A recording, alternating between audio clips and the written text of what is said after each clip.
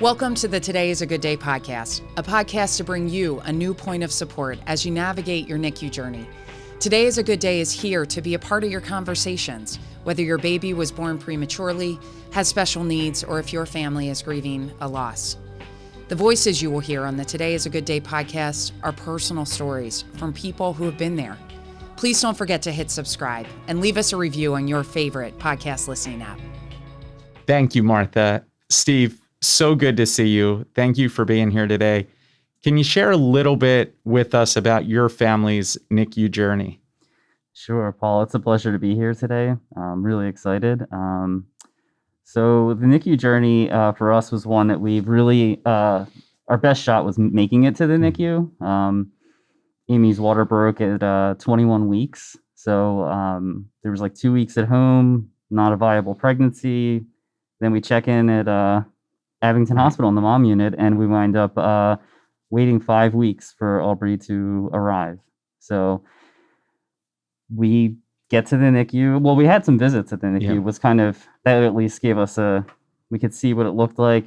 We kind of got the chance to see what, singing happy birthday and washing your hands looked like, at least at first. But then we, we didn't even really touch down in the NICU before we started hearing like the scary kind of news, Originally we heard, good APGARD scores, and we're like, okay, this is good. And then there was like, I think probably like an hour or two after we're getting settled in, and they're like, it's getting a little scary here. And, we had to really we weren't going to be able to visit Aubrey right away. So we had to wait and go sleep, really. It was the middle of the night. So first thing in the morning, they kind of, let us know that things were starting to get a little bit better, that she was kind of responding. And so we got to at least see her bedside. Right. And what brought you and Amy in? So even kind of taking that first step back, how did Amy end up on the mom unit? Yeah. So, she was having a very normal pregnancy. There was nothing that had any there's no concerns, at least up to that point. And, we just kind of, I remember playing in a hockey tournament actually that weekend, and I had the chance to hang out with the boys and have a couple of beers, and I didn't do it, which was really nice. We had like a really nice date night, and middle of the night we woke up in a scary situation where her water had broken, and we didn't even know what that was. Like, we went to triage, and I can remember sitting next to her in the bed while they were testing to see whether it was like amniotic fluid, and she's like, "You want to go grocery shopping later?" And I'm like, I think this is scary. Like, I'm not sure what we're going to experience. And I got to say, that was like the most painful experience, even sitting in that space of waiting and then realizing what had happened, and then the choices that are in front of you. And Steve, how many weeks was Amy with Aubrey at that point? She was 21 weeks at that 21 point. Weeks. Wow. So that makes it, 23 weeks is more of a viable pregnancy at that point. Right. So they hospitalized her, and then they were like, you can probably go home.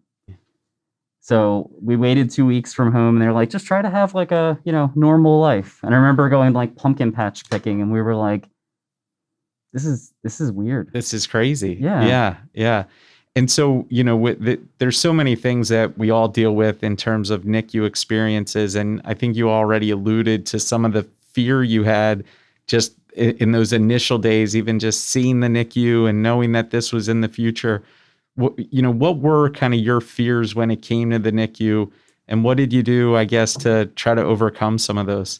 Yeah, what isn't scary about the NICU? I think even, greeting people, you want to make sure that you're doing that in an okay way, washing your hands appropriately.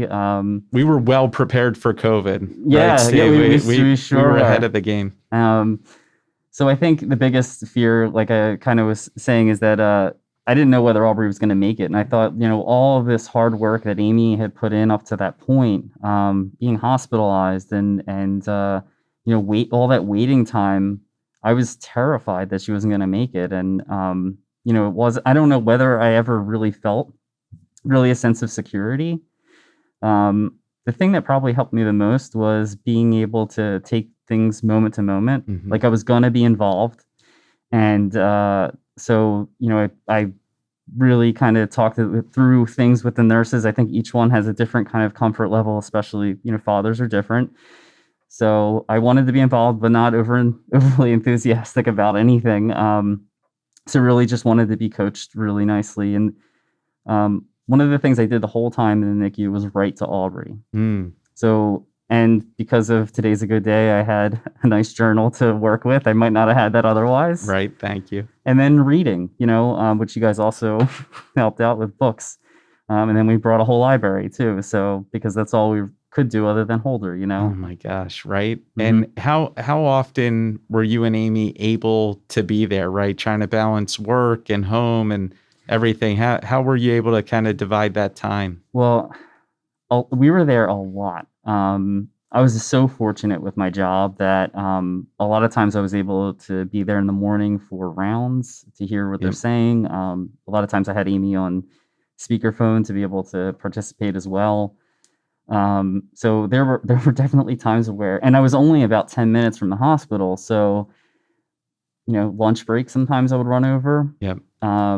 Especially if there was something kind of going on that, maybe you needed a little extra care, or, maybe the night before we didn't spend nearly as much time as we wanted to, and dealing with the guilt of, should I be there or not? Right.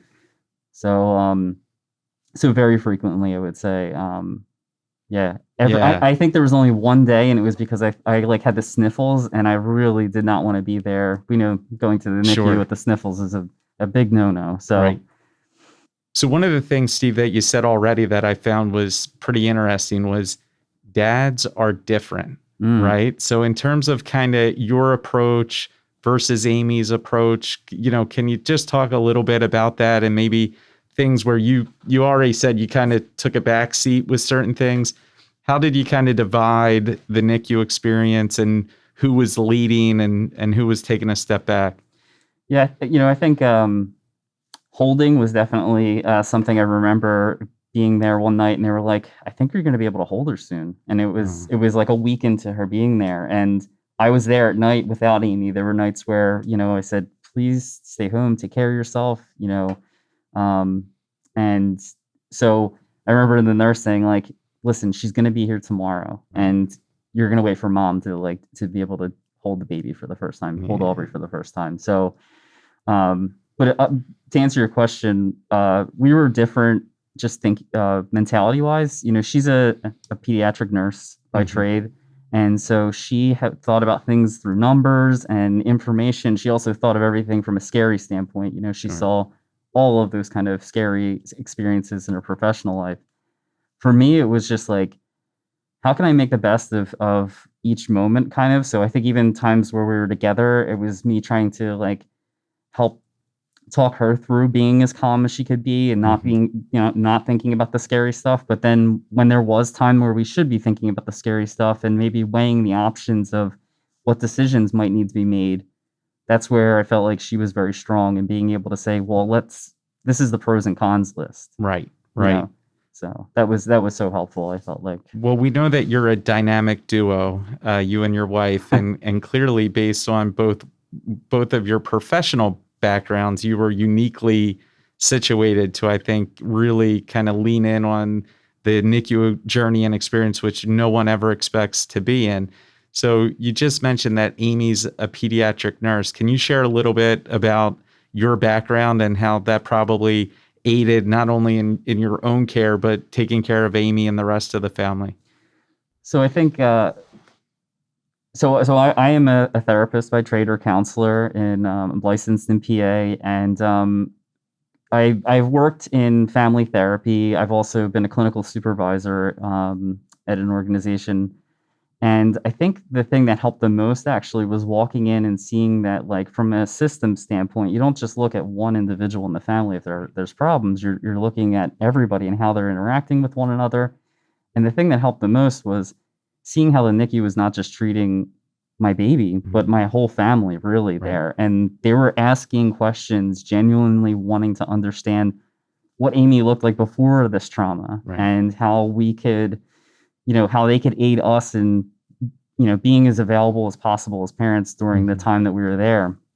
So I think that was probably one of the biggest things for me. And I also think too, I'm working currently in an organization doing advanced care planning with mostly older adults when they're having shifting medical situations. And they use motivational interviewing, which is really just having somebody be able to flush out their ideas in their own head and reflect on them. So one of the biggest things is really understanding someone's values as they're going through that. And I think that was such a huge experience for my wife and I to just like get a sense of like what we valued, what kind of people we were making these decisions going into the NICU and how we needed support. Yeah, I mean, right, you're faced with kind of those looking in the mirror type of moments and who are we, what do we value, kind of looking back on pre-NICU and your relationship with Amy, and then kind of while you're in the NICU and then post-NICU, did anything change in the way your value set was, or did it reinforce what you already knew? I think for the most part, it did reinforce what we already knew. I think we were people that were very planful, though. We were married about 10 years before we even considered, kids, and so I think that we kind of, got our education and we were, bought the house and we did all those things very planfully, and even up to the point where we had children, and then it was. That was kind of scary. Like, I think we had been somebody that were maybe more in control of our decisions, whereas this one felt like things like we started to have to deal with like chaos a little bit, which I think, in relationships, we change and evolve. So I think it was so helpful to, be together in that. I think was important for us. Yeah, so important. So Steve, let's talk a little bit about self-care. So for you as the dad of Aubrey going through this crazy, intense experience, what were some of those things that you did for yourself to make it through? Yeah, I still to this day, I think I'm working on that. But I think that the things that I did most were I play hockey a couple times a week. I haven't through COVID, but up in the time that we were in the NICU, I played hockey a couple of times a week and just got myself, I felt like, to exercise and move. That felt the best for me. It wasn't something that I really thought about like doing either. I think it was the NICU nurses that really said like, you need to be doing these things. So like even being somebody that values self-care, knowing that you can't pour from an empty cup. Right. I needed the help. Yeah. I needed the help. I needed somebody to say that to me. And I also tried to encourage it of Amy. I think, moms have to deal with that mom guilt if they're not doing something that they feel like they should be doing. And this is just such a unique situation where you're having to, shuffle back and forth in a hospital setting. So I think the thing that was comforting to her is that like we could play, she would sometimes sing songs or read a book to Aubrey, and I would capture it on the phone, take it in and have her listen. And I think that was so comforting for her to even take a break. Her self-care was much more, get some relaxation, get a full night's sleep kind of experience. Yeah. And I think it's really interesting. You talk about kind of that mom guilt. Steve, as you know, I'm a proud Irish Catholic and just laden with guilt all the time. But during that NICU experience, I felt like I kind of gave it all over to Martha, right? Because she had just such guilt about everything and what we could have done differently and she could have done differently during the pregnancy and then kind of why we ended up there. And I said, none of this is your fault.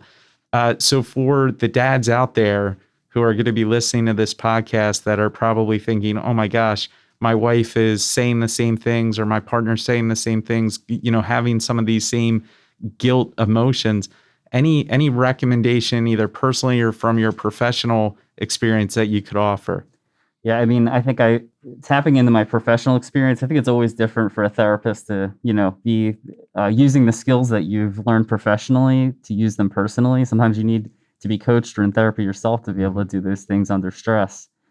I think the thing that helped me the most was really just trying to understand what Amy was experiencing. Like, tell me more about that was just the question I think I would ask her. Or what do you need right now? Yep. And saying it not in a way, in a way that's like you really desire to know. And I think being on the same page and being able to do the thing that might just help her feel a little bit more grounded so that she can see herself that this is a situation that just goes wrong sometimes or goes sideways. And Right. so I think that would probably be my biggest advice is like find out more. Right. Right. Yeah, definitely. Ask a lot of questions is Mhm. definitely something that I know makes a lot of sense and will definitely help. Um, in terms of, dads in the NICU, right? The perception or the kind of the view of all dads, all men, is that we need to be very strong, kind of the stiff upper lip, make sure we're supporting everybody else, right? That's our role in a lot of ways, or what society says our role should be. So for the dads out there who might not be feeling strong right now, what would you say to them, and things that they should think about for self-care and just taking care of themselves? Yeah, I mean, I think the gender stereotype is definitely at play here. Hmm. Plus, on top of that, you see that you have, the physical stuff that your wife, your partner's going through, and your baby's going through. You're feeling that emotionally, and I think the hardest part is to be able to, understand what might be going on for you, like self-talking yourself. Like you Yep. you mentioned, I think earlier too, like looking in the mirror and being able to, have that kind of heart-to-heart experience. It's something that really can help to ground you so that you can be a better version of yourself. And I think also too, the system I talked about earlier with the hospital, the nurses I think can really help you with those kinds of things. I think Hmm. because they are treating the family, I think they're sizing you up, even if it makes you feel uncomfortable to know that. But it's done in such a caring way that I think, not all of them, but some of them are going to be looking out for how they can encourage you. And I think listen when you're hearing that encouragement and do the thing that you should probably do. 100%. And yeah, I always say those NICU nurses are earth angels for sure. And in addition to the NICU nurses, you have the social workers at the hospital who Hmm. definitely want to lean in and help. I felt like the neonatologists were therapists for us in a number of ways. I was just so grateful for their support of us. I'm sure you feel the same way about some of the conversations you had with them. We kept having consultations even before we arrived in the NICU, Sure. just because we were like, we just need another perspective. And I think some of them were, gave some really nice, viewpoint of the way it can look, and some were very like shot you straight on it. So, Yes, absolutely. Yeah, we definitely had a lot of eat your peas type of conversations with those neonatologists, mhm. which helped though, right? Yeah. Because transparency is key when you're dealing with such out of the norm, difficult situations. So, Steve, you talked about playing hockey and really, Amy finding just some time to get a good night sleep. I know for Martha and me, one of the things that we did was actually maybe once every 2 weeks, once every 3 weeks, we'd actually just go out to dinner Hmm. somewhere near the hospital, right? Because it just had that kind of sense of like there is a life outside of the NICU. So anything else that you would recommend in terms of, ideas for you to do with your partner, right? Because you Hmm. want to take care of yourselves and you need individual time, you need time with the baby. Anything that you can do with your partner, with your spouse to kind of, keep that relationship strong. We did the same. It was rare that we did take that time, but I think it was so helpful to go out to dinner and really just decompress. We were fortunate also that we got encouragement again from those wonderful nurses at the NICU that said, "Okay, I think tonight is the night that you guys find a restaurant to go Right. to," and that was incredibly helpful. I think that there's like ritualistic things you can kind of do too, like just at night going to bed, we would always call the NICU nurse if we were just Right. there to Right. say, okay, what did the last feeding go like, and how's she doing? Is she sleeping? Those kinds of things.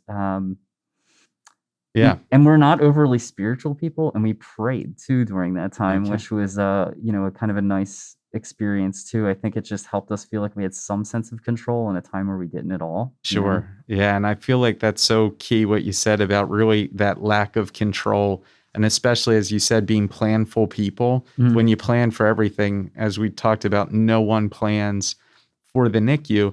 And I think that's part of the reason why you and I, through Today is a Good Day, said, hey, let's figure out a way for dads to be able to get together through the Dads Group. So any kind of recollections or thoughts on the Dads Group and why that's important to have a space like this? Sure. I think I'm going to back you up, though, because I think even just going to a regular listening session at the hospital, I didn't know I needed that. And I actually kind of struggled to see my place in going, really. I was kind of like, well, shouldn't I be here with my child? I'm set up to be here.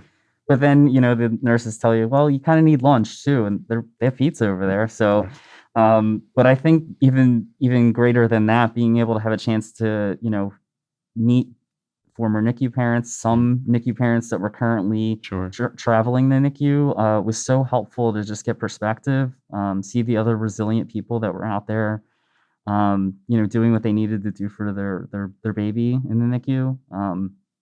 And then to answer your question more about the Fathers Group, I think that it's such a hard thing. I think the stigma of men asking for support. Mm-hmm. And I think when we've talked, and it's been such a pleasure to be a part of hearing other people's stories. Again, such resilient fathers that are navigating very different experiences post NICU or even just right out of the NICU, and what they do with that is special in a lot of ways, like yourself. And there's another member that has written a children's book too. I mean, like, those kinds of things are putting such nice energy toward a situation where people really do need that support. Yeah, 100%. And I think for the Dads Group with Today is a Good Day, we want to make sure people know about it, that men know that there is this space out there for them. So if anyone is interested in attending one of the sessions, Steve and I will be there. Right, we'll have some type of beverage in front of us, whether it be tea or maybe an IPA. Any type of cup is welcome at Dads Group. But anyone that's interested can email info@todayisagoodday.com to find out more about the Dads Group and all of the great programs that Today is a Good Day offers. Paul, before you go any further, I just wanted to also say, too, I think one of the things I think about as a therapist being involved, too, is that I don't want to intimidate fathers. That could come off, well, I don't want to be in therapy. And I want to kind of encourage also that I'm a father there, too. And I think one of the things I do encourage, like, families to do when I'm in family therapy is you have different people in your life for different support. And sometimes you can turn to different people for certain kinds of things to be supported with. And I think the Dads Group is more of we are like an anomaly, dads from the NICU. And so being able to come speak or not, I think, and not be intimidated by the experience is something that I would encourage any father to, try on and see if it fits well. And we're going to be welcoming and supporting you through whatever you're going through. 100%. And Steve, I know with our experience with Claire and Mary back in 2010, we were the first and only people, not only in our immediate network, but extended network, that had a NICU experience. So we really didn't know who to turn to, who to speak with. There wasn't that cousin or friend that we could say, hey, what was it like for you? So something like the Dads Group back then would have just been a welcome space to kind of get some of that information and some of that perspective that we so desperately needed. And as we both have talked about, right, it's during the NICU, it's post NICU. Some of the things I think we've shared about Claire, right, the journey continues, right? Yes. She's 10 this year, but there's always things that tie back to that extended stay in the NICU. So, Steve, with that said, I guess, as we look to start wrapping things up here, when you look at best practices, any things that you would say, hey, here's like the one or two things, if any dads out there, make sure you're doing this and this to make this experience as good as it can be? I think I'm just going to reiterate some points that I already shared. I think, one of the things I looked at when I saw all those things hooked up to my child and thought, oh my gosh, this child has gone through more things in this little tiny lifespan that she's been through. How can I not admire her? Mm-hmm. And I think when I look at her and see her doing things that she does now, meeting milestones, I can't help but watch a tear or feel a tear fall from my face, just in excitement seeing her be able to do things. Mm-hmm. And I think even just watching her go through the difficulties, like kind of like being in it with her and seeing the efforts that she's trying to achieve that goal. And then I think self-care, I mentioned what worked for me. I think it's so different for every single person what self-care looks like. So I think being able to try some things out, try not to feel that guilt, and just try to be the best person you can be going into that NICU, because gosh, I feel like she really responded to those things in the time that we spent. I love it. And so, Steve, tell us about Aubrey today. Well, today she was driving me absolutely crazy while I was trying to do some gardening. But I just could see the smile on her face when, I'd look up, and one of the things she's doing now is if we tell her kind of like not to do something, she just kind of repeats it back to us with a smile. And you're like, oh my gosh. But she's super determined, and she's a pleasure to spend time with. And we're really, I think one of the things that's been nice about the pandemic is just being able to, be close with her and spend the time dedicated to supporting her growth and development, really. So, yeah, that's awesome. And I feel like for any NICU baby and any NICU parent, determination is in their DNA 100%. So, Steve, thank you so much for being here today. We greatly appreciate you and your family and all of the great knowledge and perspective you shared with us.